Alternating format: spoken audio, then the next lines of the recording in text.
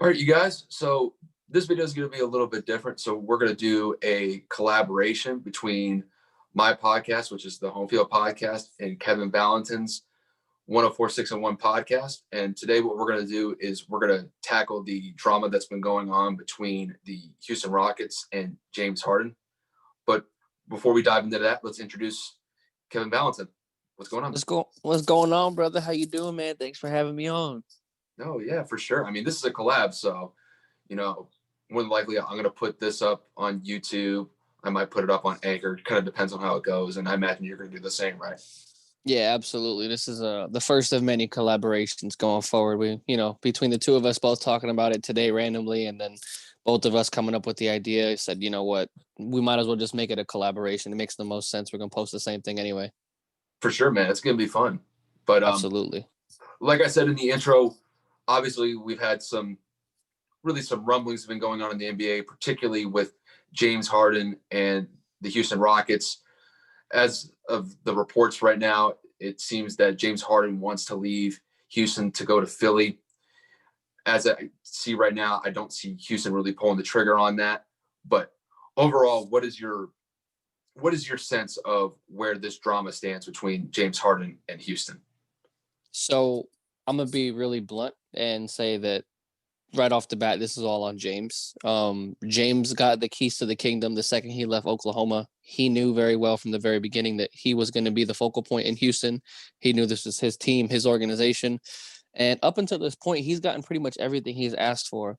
He asked for shooters. He asked for a coach that kind of made the system around him. He asked for players like CP3, Russell Westbrook. Now he asked for the trade for John Wall. And he's kind of doing what superstars do, and that's throw a tantrum. And he is doing it in a way that has definitely rubbed me the wrong way as a basketball fan. And I have never liked James Harden's playing style overall. I mean, we have both talked about it multiple times over the course of his career and our friendship. But now seeing the business side of him and how he's reacting, where, mini camps and camps have pretty much all reported, and James is out there partying in clubs in Vegas, hanging out with Lil Baby in Atlanta, pretty much just ducking all the Rockets' calls. James has now escalated to pretty much a complete diva on and off the court. It's completely frustrating as a fan to watch and see him handle it the way he's been doing it. I'm with you. This is really petty on James here. Listen, with James, I'm assuming he's of the mindset that he's trying to win a championship. I mean, at this point, I don't really think that money's that big of a concern anymore, because Houston just offered him like a 2-year deal worth like $105 million. So he'd be making over $50 million a year. And I don't even think he has even really entertained that, because I didn't see him sign for it. I didn't even hear any news that he was even willing to agree to that deal. Nope. And all I've heard really from this point is that, well, first he wanted to go to Brooklyn.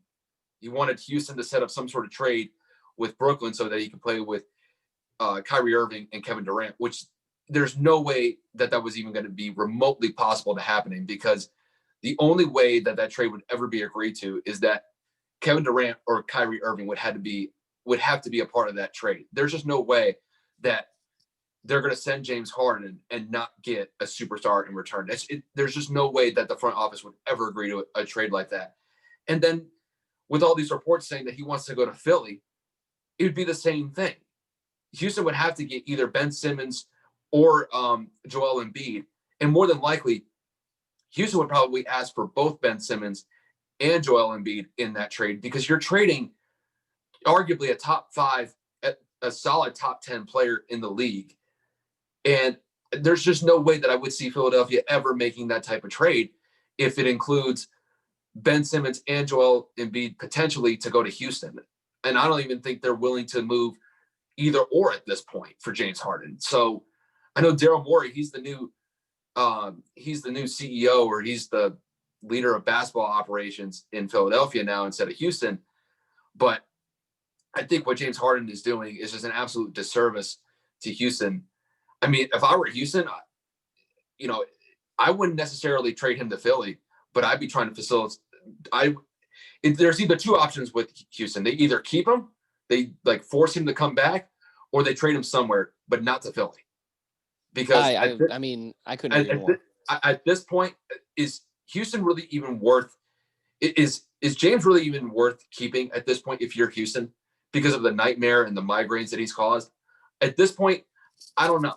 There's really only two options I see with James at this point. Either he comes back to Houston or he gets traded, but it's not to Philly. There's no way that they're going to be able to make out a trade where he goes to Philly and yet Joel Embiid and Ben Simmons still stay there. I don't see that happening. I mean, if it were up to me, I'd send James to like Cleveland or something.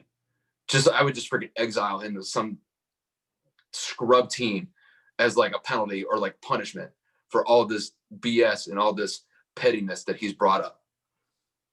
I mean, so from watching, what was it this morning? I believe it was First Take with Stephen A. and Max Kellerman. Stephen A. made a point of teams are hesitant to trade for James if James isn't willing to sign an extension. Yes, there's 2 years remaining on his contract, but I don't know if a team that especially isn't contending is willing to give up a boatload for him to know that he's going to leave in the offseason or leave via however he wants. I don't know, another trade, free agency, whatever. And they're not going to get anything in return. And I wouldn't rule Philly out because of Houston's former GM and Daryl Moore being over there. What's it? Daryl, what was his name? Daryl Morey. Yeah. Daryl Moore. There's no shot that he lets James kind of off the hook. I'm pretty sure that's the man that made the magic happen to get all of those players that James wanted to come over. And I'm pretty sure that they're going to be in talks for the next couple of weeks. James has reportedly finally spoken to his head coach, my former assistant coach in Salas. But at the end of the day, you're 100% right. He is just dragging this out. He's making this all about him. And it just coincides with everything I've been saying over the years. It's always been about James Harden. But here's my final, well, not final, because we're going to be talking about this for a little bit. But I mean, like, here's one of my biggest points. Everyone said that Houston was poised for a championship run. Houston had the weapons. Houston had the coach. Houston had the system. But players have been coming and going in James Harden's entire tenure of being in Houston. Clint Capella became a star, got traded. They went and acquired CP3, got traded. He wanted Russell Westbrook, his boy, his running mate. They said that this was going to be a historic year, got traded. You asked for John Wall 2 weeks ago. They got John Wall. Now you want to leave? He's literally throwing an absolute tantrum. I'm pretty sure he wasn't involved in the selection of the coach. I'm pretty sure he wasn't involved in the selection of a GM. And the roster moves that they made this offseason, which was getting rid of Covington, getting rid of Brody, acquiring Boogie Cousins. I'm pretty sure overall, he was kind of like, other than the John Wall trade, he was just like, this doesn't seem like a team I want to be on, so I'm going to throw a tantrum and leave. You have to understand, James, the contract that you have, teams aren't going to absorb it unless they get a full-on investment of, I want to stay. Mm-hmm. And an exile move is a very 80s/90s move to like kind of like ruin 2 or 3 years of his career and say, you know what, screw you. We're going to get something out of this and you're going to be stuck on a team that's not going to compete. But nowadays, on the business side of it, I don't think anybody wants to absorb that much cap. I mean, look at what Cleveland's doing to Andre Drummond. They're absorbing that however many millions of dollars is left on that contract, and we all know they're not winning. So, I was. Oh no, I'm just saying. Yeah. No, but I was just saying as overall, like, I don't know if a team is going to be willing to take a head case nonetheless, and an expensive head case at that. James is just being ridiculous and outlandish. I think, again, going back to that Stephen A. point that I made, Stephen A. said something about going Ben Simmons for James Harden straight up. And he said that makes sense to a certain extent for Houston. But on the Philly side, with Doc Rivers over there and Doc Rivers' coaching philosophy, Doc has never had a selfish player. Doc has never had a player that has been all about him, 20-second isolation. Doc is a very systematic coach.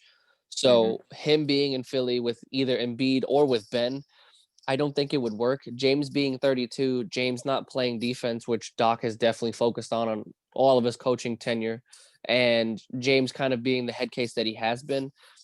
I don't think it's a fit. The only reason it would happen would be because of Daryl Moore making it happen. And if they go and send Ben Simmons to the Rockets, I think the Rockets immediately jump up to a Western Conference Finals favorite because Ben Simmons makes that team better. Because Ben Simmons focus inside out versus Harden focusing outside in?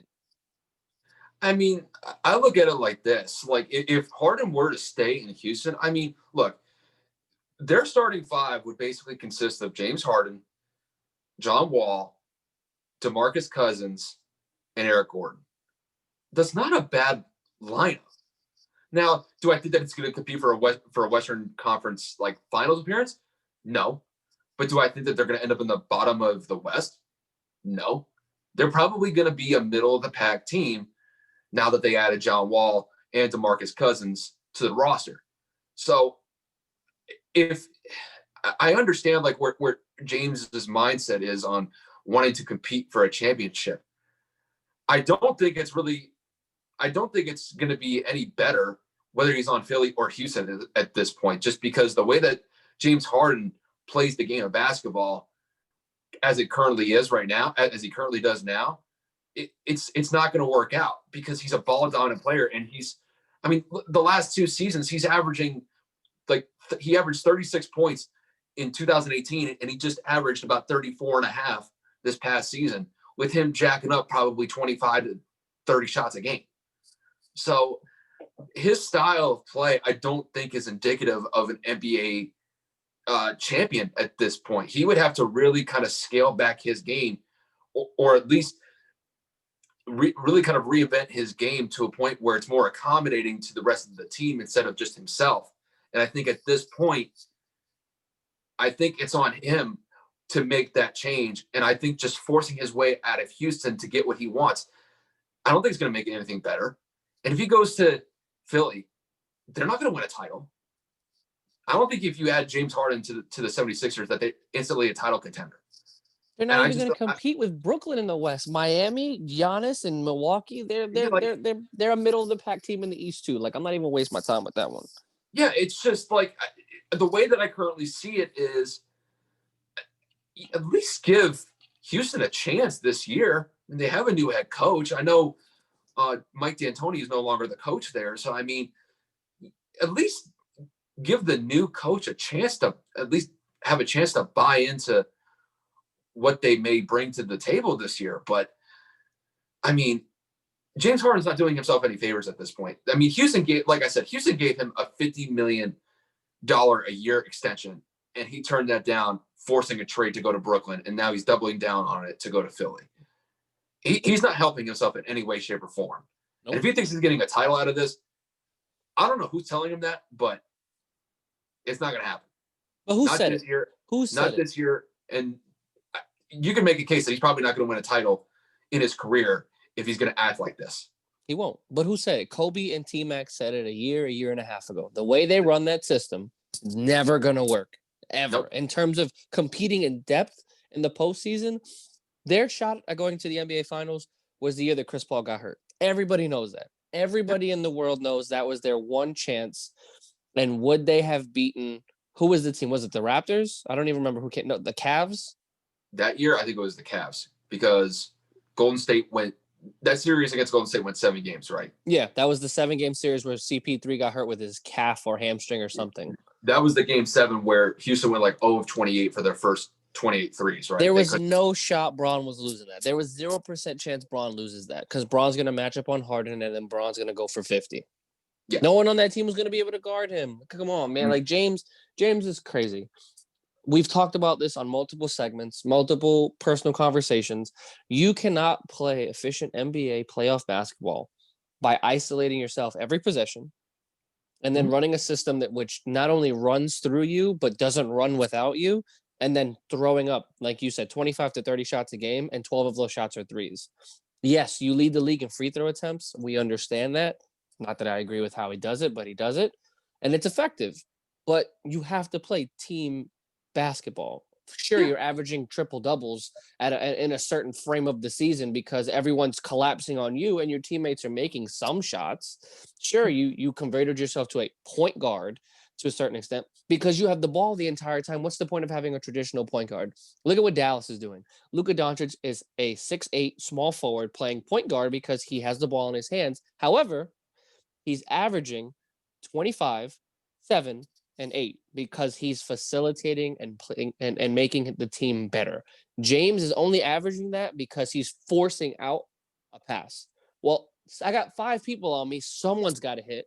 It's a whole different system. And I don't think the South is going to want to run that system based off of how he's been coaching with Rick Carlisle for the past couple of years. I mean, at this point, the way that I look at like James Harden, the only time like I could really think back to where a player where he shoots at this much, like his shooting volume is this high and he's scoring at the rate that he's scoring at, was when Kobe was on the Lakers after Shaq left. The only problem is when Kobe was playing with the Lakers, outside of Lamar Odom, the rest of the team were a bunch of scrubs.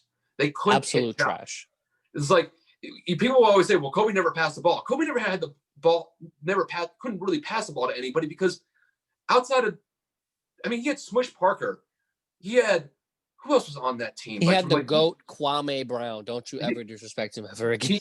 He had Stanislav Medvedenko, for God's sakes. Like, these guys are scrubs. Like, those guys were scrubs back in the day. James Harden did not have scrubs. James Harden had Chris Paul, Russell Westbrook last year. He's had Eric Gordon for most of the stretch that he's been with Houston. Now he's got Boogie Cousins. Like you said, he had Clint Capella. These guys could actually play. These guys, I mean, hell, Chris Paul is a perennial all-star since he's Future been Hall of Famer. Like in that 1 year, they almost made it work. But with the way that Harden currently plays the game, it's just not going to work. It didn't work last year because they got smoked by the Lakers in 5 games. And I think if he stays with Houston this year, I think it's going to kind of be a similar outcome. The outcome to me, it doesn't matter where James Harden plays. If he does not change his style, he's going to end up getting bounced out in the first or second round every year until he retires. He has to make an adjustment to his game to make it more compatible with how the NBA is currently played. Because the way that he's doing it, you can't play hero ball and win a title this way. It doesn't work like that. The only time where it got close to that was when I saw LeBron basically average like 36 points after Kyrie broke his leg in that first finals matchups with the Cavs and the Warriors, and he got it to 6 games. But you're not going to win a title that way. It's just not going to happen. And the way that Harden currently plays the game, this is not indicative of a title contending team the way that he currently plays it. So here's my thing. I'm going to ask you, why do you think all 3 players were point guards? Why do you think James Harden brought point guards knowing his style was ball dominant? Why do you think? I mean, to be honest, I couldn't tell you. The way that I've always seen it is even when Chris Paul was on the team, Chris Paul was, I mean, I guess you could say he was like the primary ball handler, but the way that they ran their offense is a little bit different than what it is now. Like with Russell and him last year, I mean, they kind of split it, but the way that I remember it, you could fact check me on this. I always kind of remember James Harden bringing up the ball. Maybe it was Russell, like if they were on the court at the same time, but it seems like to me that even when you have somebody like Chris Paul out there, he should be the primary ball handler, and James Harden has to accommodate for that and make sure that he sets himself up in a good position so that when Chris Paul kicks it out to him, that he's in a good position to make shots. But Harden doesn't do that, as far as I'm concerned. So I know I asked you prior to the show. Let's pull up CP3's numbers. You have it on your screen. Let me get the stat line for CP3's last season in Houston. Sure. Okay, what did he average? All right, he averaged 32 minutes a game. Let me see. He averaged 15 and a half points per game. He averaged about 8 assists. And how many rebounds did he get? He averaged about 4.5 rebounds a game. So now let me get his last numbers as a Clipper, the very last one. As right a Clipper? before he got traded. Yeah. As a Clipper, what year was that? That was what, 2016, 2017? Yeah. 2016, 2017. He averaged 18 points, He averaged 9 assists and he averaged 5 rebounds. Okay, so not much of a decline in Houston, right? But there was, at least statistically, some form of a decline. So here's my method behind it, right? When the initial trade happened back in the year that Chris Paul came over, which should have been 2017, 28. Yep. Okay, so my thing was James is like, yo, I can't do this by myself. I can't continue to bring this ball up. I got to figure out a way to score, but score efficiently. I thought James was trying to grow up because we all saw James being a prolific scorer on his own isolation. I said, maybe he's finally starting to understand that he needs a true point guard to not only set him up, but to play off of this point guard. And then when it happened, Chris Paul wasn't producing offensively. Chris Paul was a little on the older side. Aside from the defensive intensity side, he was like, well, maybe this isn't, maybe I need to kind of continue to do this. And then the same thing happened with Russell. We know Russell is 100% ball dominant. Russell was always the offensive option in Oklahoma right after Kevin left. But he figured maybe 2 prolific scorers can be on the same team. Maybe like I could be hot and then Russell could be hot. And we'll get into Russell's numbers shortly. But it's the point of James has been on his own so long. I don't think James knows how to not be ball dominant. We all know that the great players of the NBA are able to play off the ball, aka Bron was able to play off of Kyrie. Bron was able to play off of Wade. Michael was able to play off of Scotty. Kobe was able to play off of Shaq and Powell. So it's like James can't really understand. Again, this is all my opinion, that in order to win, there has to be times where you don't score. There have to be times when you aren't shooting the ball. You have to play with the team. James can't do that. And for that exact point, James will never be successful. I think because like I'm looking at Chris Paul's stats right here. And I mean, the first year that he was in Houston, he averaged 18, 8, and 5. And then the next year after that, he averaged 15, 8, and 4. So, I mean, this is basically kind of consistent with his scoring averages because really, like, if you look at like the years he was with the Clippers, he was only averaging about 19 points a game. So, I mean, he it's was only never a scorer. We know that. Yeah, he's always been a facilitator, your prototypical point guard. Now with Russell is a completely different type of point guard from Chris Paul. Like Russell has always been big into scoring and getting triple doubles. Yep. Like when you look at, I mean, when you look at like his point per game averages, like he averaged with Houston, he averaged 27, 7, and 8. So the usual numbers. Yeah, I mean, you can go back to OKC. Like OKC, they kind of fluctuated where he was averaging somewhere like in between 25 to 30 points, in more or less in some years compared to others. But like when you look at his assist totals when he was with OKC, he was averaging he averaged 10 assists a game for 4 straight years. The last 4 years he was with OKC. Obviously took kind of a hit when he moved to Houston. And I just think in large part the way that D'Antoni ran that system probably led to how Westbrook was playing last year with Houston. But like I kind of said at the earlier part of this, when we first started talking, you have to kind of give the new head coach a chance because obviously I think the offensive system that they're going to run with Houston now is going to be completely different than what it was with D'Antoni when he was running the show for the years he was there. So I think it's really incumbent on James at this point to at least see how this new system is going to work. Are they going to integrate Harden a little bit differently than in years past? Yeah, maybe, because when D'Antoni's the main guy running the system there, or he's the one that's setting the system there, I mean, they're going to push the ball as quickly as they can and jack up as many threes as possible just because that's the way that D'Antoni's run this system. So James Harden's numbers are kind of indicative of that because he's the primary ball handler for the most part in that system. Now that you have John Wall with a completely different coach, it may be different in that regard just because it may not be this run and gun type offense and it's so predominant on shooting threes. where it's very analytic driven. I think that could be the difference here with a new head coach compared to D'Antoni. Yeah, I couldn't agree more. My thing is, so the last 2 point guards, which would be the Russell Westbrook and currently John Wall, have one thing in common. They are fast-paced, transition-based players. Russell likes to get out on the break. Russell either facilitates or finishes strong at the rim. John Wall has always been a transition, flashy layup, dunk on someone left-handed, make a move.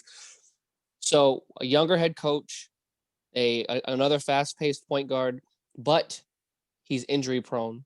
So we don't know how that's going to exactly mesh. We don't know if John's going to stay healthy. Both their contracts are the 2 highest paid combined contract totals in the NBA. The 2 of them combined are being paid more than Kyrie and Kevin Durant. They're being paid more than AD and LeBron, and then one more duo. I can't remember which one it is. But the fact that those 2 players are getting paid more than the defending duo champion and freaking and more than what's his name? PG and Kawhi Leonard. Yeah. If they're getting paid more than those 2 and one's been sitting at home rehabbing for 2 years, there's a problem. There's definitely an issue, an overcompensation, an overconfident. Yo, I need this player to stay here. I'm gonna give him whatever it is that he needs. John Wall, right now, he's got more to prove than anybody else on that team. Yep. John Wall's got y'all paying me this much money. I've been out this long. I'm playing with a better version of Bradley Beal, which he's not. I heard somebody say that today, and it's ridiculous. Bradley Beal plays both ends, and Bradley Beal plays efficiently and team basketball. I mean, look at the roster that the Wizards had last year, and Bradley Beal put up some phenomenal numbers. Mm-hmm. So So for people to go out there and say that he's a better version or a better scoring version, all right, he scores a little bit better, but Bradley does it on both ends, and Bradley does it in multiple facets. So that argument or that discussion or topic that is immediately removed. So I'm just trying to figure out, with the new personnel on the team, not only from the coaching staff but player-wise, how is that going to mesh as a whole, and how is this organization going to move forward? Yeah, I mean, at this point, it's like, at this point, here's the thing, though. I can't really bank on 2 things. There's 2 things that I can't bank on. I can't bank on John Wall's health, because John Wall is going to be. I mean, look, he's been out of. I mean, just looking at the last couple of years that he's played in the league, he's missed a total of like half the season in the last 2 games that he's played in the last 2 seasons that he's played in. The last healthy season that he played in was in 2013, which was 7 years ago. So you can't rely on him at this point anymore, as far as his health is. Now, his ability, I could totally rely on, but it's his availability that's always been an issue. I just think that looking at the way that Houston has this set up right now, let me ask you this, just to kind of wrap this up. Where do you see Houston going with this roster if Harden ends up staying?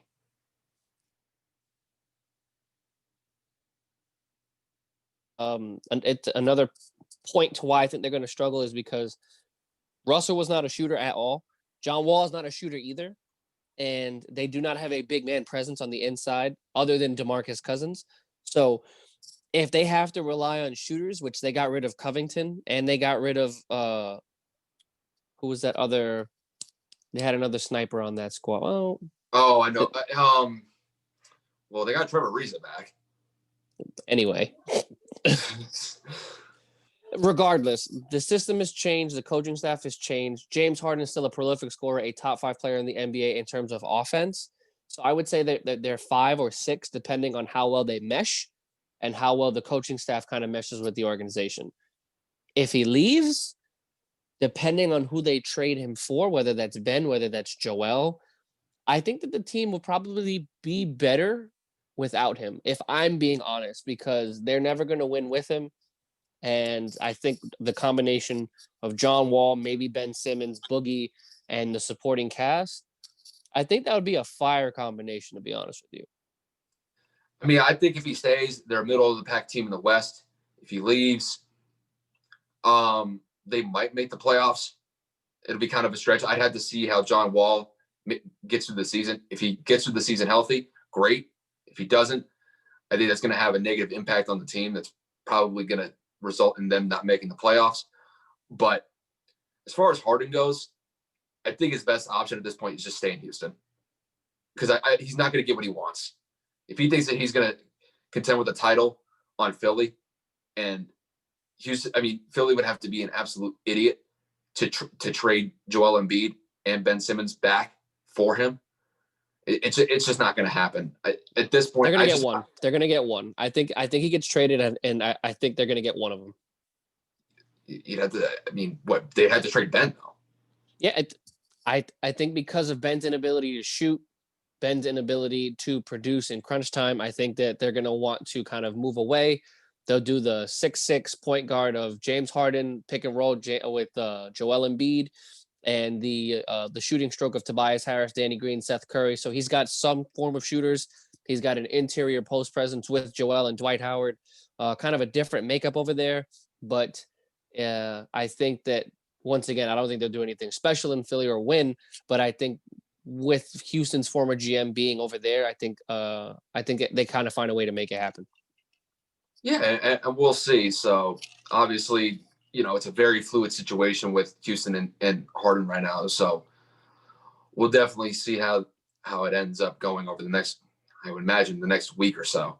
So we'll definitely keep an eye on that. But is there anything else you wanted to discuss before we decide to wrap this up for the day?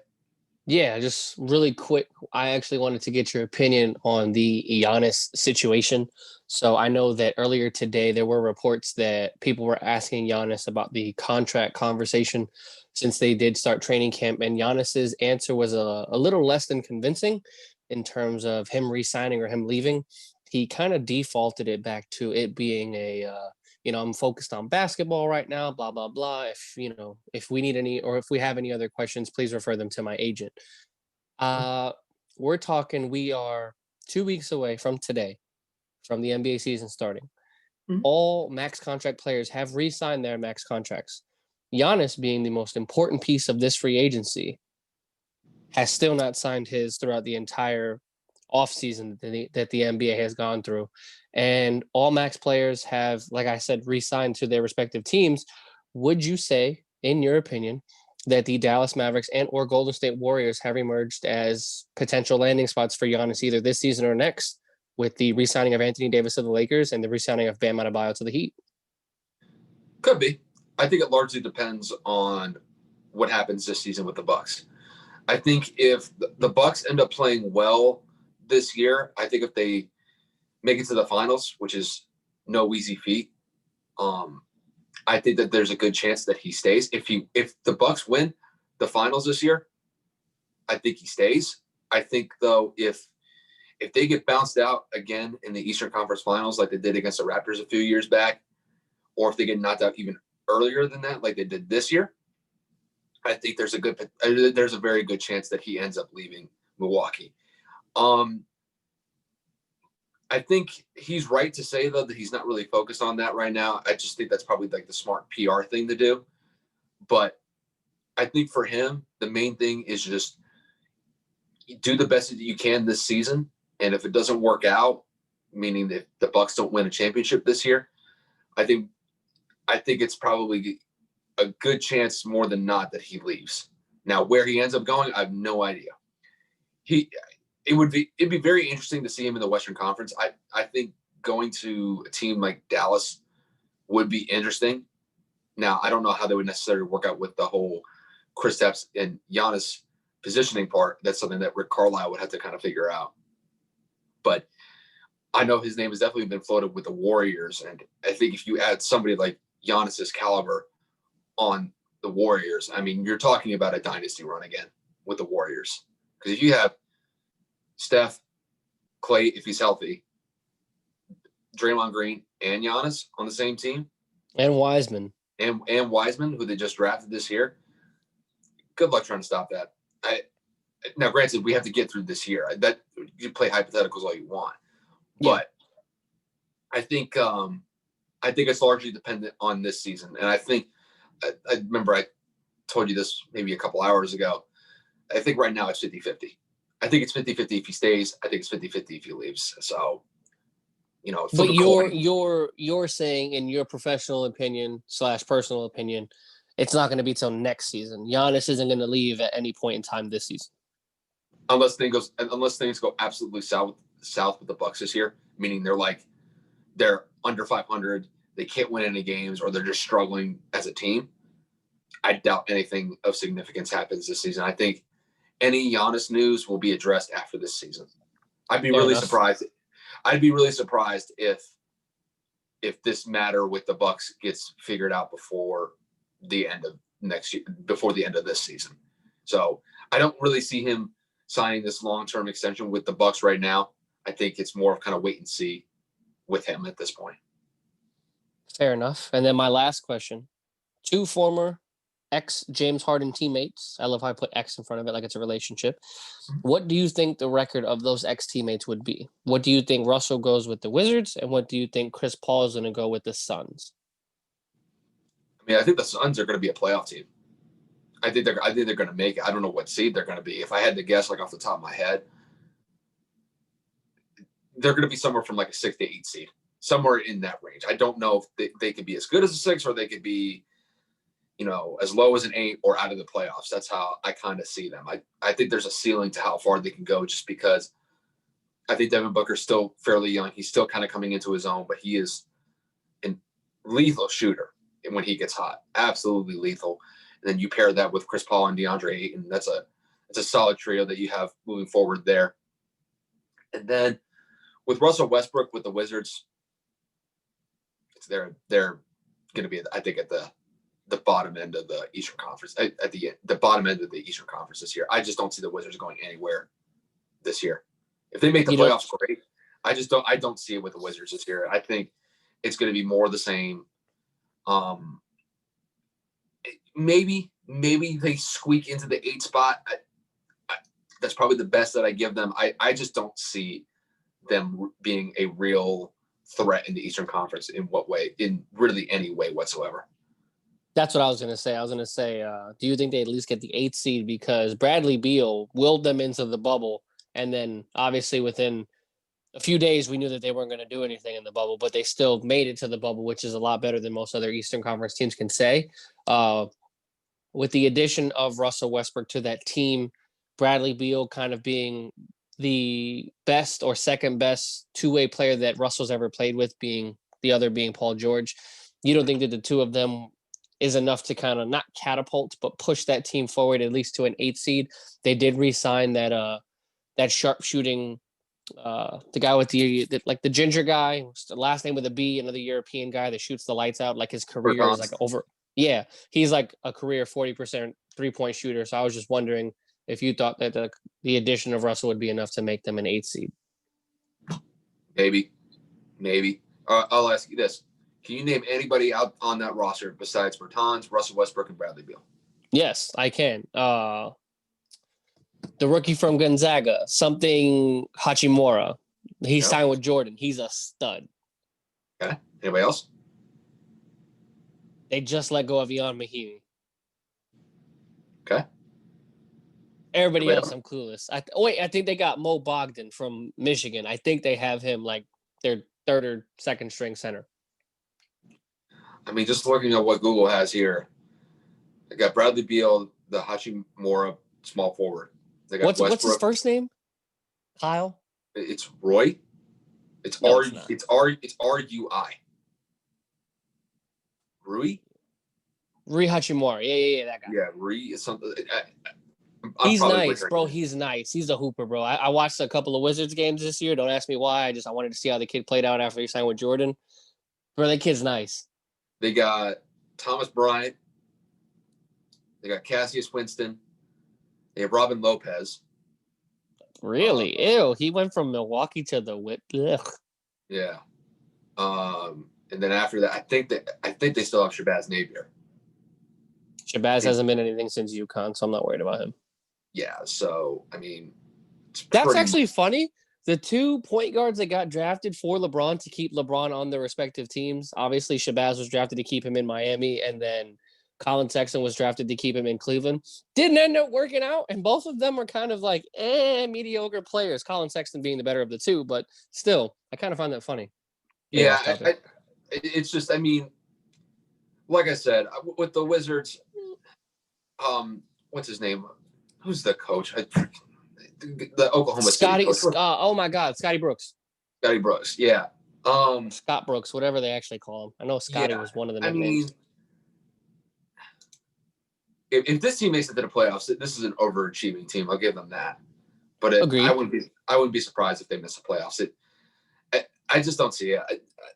I'll tell you this though. I don't know how this whole Bradley Beal, Russell Westbrook thing is going to work out because, I mean, maybe you could kind of see like what Russell Westbrook was able to do with OKC when he averaged like 10 and a half assists per game for like the last 4 seasons he was with OKC.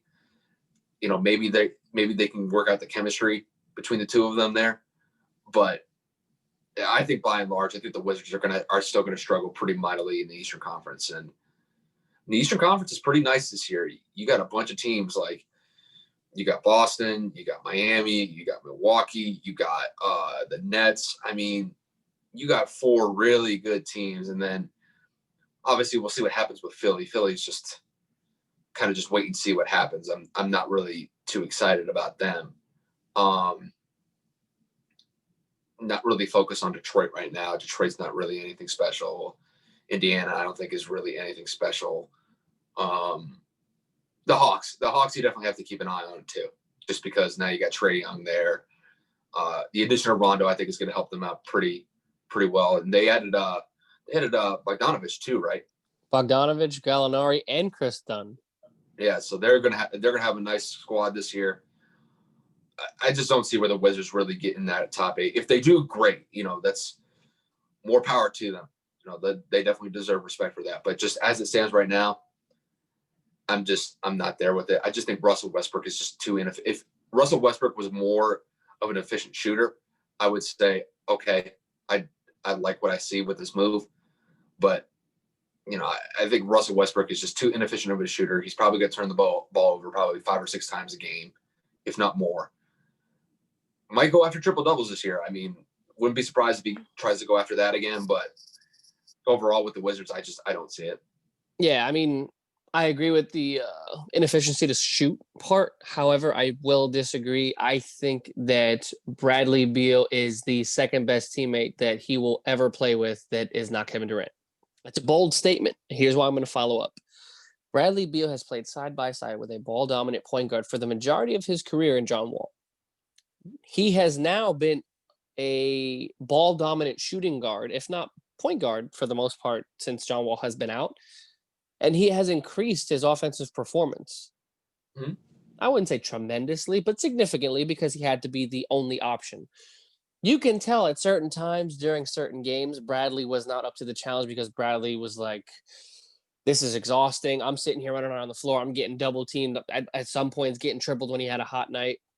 Now you add a perennial all-star, a true passing point guard at times in Russell Westbrook that John Wall was not. John Wall was a scoring first point guard. We all know that there are 3 different types of point guards. There are all-around point guards, scoring point guards, and passing point guards. This will be the first all-around point guard that Bradley's going to have, and now he can go back to playing off the ball. And now you can't double Bradley because that's going to leave either A, that shooter that I just named, wide open. That's going to leave Russell one-on-one in a pick-and-roll situation in which he's going to abuse and go to the free throw line. Or that's going to leave Bradley Beal himself one-on-one, which we all know Bradley Beal is offensively sound enough to go and dominate most matchups. I'm not saying they're going to be a top 6 seed, but if Washington squeaked into an 8 and or a 7, I would not be surprised because Russell's going to be able to do his thing. He's got a sharpshooter and a defender in Bradley Beal, and he's got an absolute sharpshooting and shooting specialist in that other guy that just re-signed. For the god life of me, I can't remember his name, but that boy is shooting over 40% from the three-point line in his career, and he's nasty. Like, he's water. I mean, yeah, I feel you on that. It's just that, I don't know. The East is stacked. I'm not saying they're going to go and upset a 1 seed like a Milwaukee or anything like that, but I definitely would not put it past them to, for sure, make a push for an 8th or 7. Like, I definitely see them in, like, I have them in my top 8 in the Eastern Conference. Yeah, I mean, if I'm going to put them in, I'd put them in at the 8. Agreed. If they make the 7, great. But the only reason why I will kind of give them that is because I think by and large, like the top 5 teams in the East are going to be pretty solid. And then after that, I think the last 3 or 4 teams that get in are pretty much going to be at a 500 record or below that. So, I mean, we'll definitely see. I kind of have to see how they start off first. Just if the chemistry works out fine, I may kind of like improve like their standing in the Eastern Conference. But if it doesn't start off well, and if it's just inconsistent and they're just not really in rhythm, then yeah, they probably won't make the playoffs. But were you saying that Bradley Beal is the second best player that Russell Westbrook has ever played with? Yes, I am. James Harden? Now, no, James Harden? James Harden? if you record and rewind, I said best two-way in terms of all-around player. James Harden can go for 35 without Russell. Okay. James Harden can go for 40 without Russell. My point was this is going to be his best two-way player aside from Paul George, because Paul George had an MVP caliber season when partnering with Russell Westbrook. Okay. And the numbers support that. I thought you were saying that that Bradley Beal was the second best player outside of Kevin Durant that Russell Westbrook has ever played with. But maybe I just misheard you. I mean, I could have misworded it. Obviously, I'm sitting here trying to if you're talking figure it about all out. If you're talking about two-way players, yeah, I feel it. Just because Paul George is a solid defensive presence. And then he averaged like 27 points per game in OKC, and I think he came in 4th or 5th in the MVP voting that season. And that was prior to him having the operations. I think he had 1 on the shoulder. Yeah, because it wasn't the last year that he was with OKC. It was the year that Damian Lillard hit like that 40-foot. The wave go home. Yeah. That was nasty. Yeah, and honestly, I thought Paul George actually played solid defense on that play. It's just nobody in any basketball format, nobody in any basketball camp, training, workout is going to teach you to pick up your guard at half court as consistently as you have to with Stephen Curry and Damian Lillard. He did everything he could be guarding him above the 3-point line because he does know he could pull. I'm not telling Paul George who was the coach at that point, Billy Donovan, go lock him up at half. There's no shot I'm telling him that. Mm-hmm. So yeah, I mean, I'm not going to be mad at the guy for hitting a 40-foot 3-pointer, and my guy is playing at least somewhat pretty solid defense against it. I mean, he contested the shot. It's really the best that you can do. He contested it at the end. There was a lot of space, but again, like re-encouraging from what I have seen, what I have played. I don't know a coach that isn't in the NBA that's going to teach me, go get him at half. There's nobody. And not to mention, like, as a defender, I would say defense is probably one of my better suits at basketball. I'm not a professional. I didn't play in college or anything like that. But I'm confident you're going to dribble at least towards me, that my 6'10" length is going to be able to recover here. This man, Damian, took 2 steps forward and a sidestep and made a 40-foot jump shot. Poor George did the best that he could, because if you overcompensate, Damian Lillard still has one of the quickest first steps in basketball. He blows right around you. Yeah. And that's what I think Paul George was kind of like keeping in mind, because it's like if he overplays his hand defensively, then really just Damian Lillard could start driving, and then he could just do a step back, and then it's game over. Exactly. Leverage. So, I mean, before you know it, Damian's got 3-4 feet of space. I mean, you're basically like if you're playing like defensive odds at that point, I'd rather him hit a 40-foot 3-pointer on a step back 3 than him getting a step on me and then either driving or just doing a step back from like 28 to 30 feet. It's a little bit of, I'd rather just play the odds. The odds are in Paul George's favor. If he's going to hit a shot from 40 feet, good on him. I'll live with the result at that point.